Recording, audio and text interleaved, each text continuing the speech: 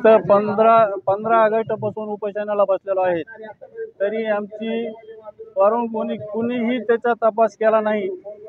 आणि त्याच्यानंतर तुम्हाला सांगतो 22 तारखेला आमचा जवाब पण इथून नेलेला आहे। जवाब नेलेला असून त्यांच्यावर कुठलीही कारवाई केलेली नाही। त्याची कारवाई नाही का करण्याचं काही कारण बी आम्हाला समजा नाही।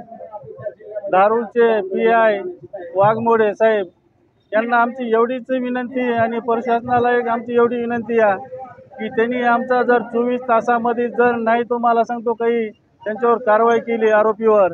डॉक्टर संभाजी वायबसे हे गुंडवर्तीचा असून त्याच्या सोबतचे गुंड लक्ष्मण किसन वायबसे, प्रमोद डोईफोडे, दीपक डोईफोडे, सकाराम कदम, सुरेखा संभाजी वायबसे ही गुंडवर्तीचे पूर्ण लोक आहेत। आज मी गावाकडे सुद्धा जाऊ शकत नाही, मला माझ्या कुटुंबाला पूर्ण धोका आहे। तरी मी इथं 15 दिवसापासून बसलेलो आहे, तरी माझी कुणी दखल घेत नाही। त्याला माझ्या सगळ्या ह्याला जबाबदार म्हणलं तर धारूर पोलीस स्टेशनचे PI वाघमोडे आणि इथले प्रशासन त्याला सगळं पूर्ण जबाबदार राहील।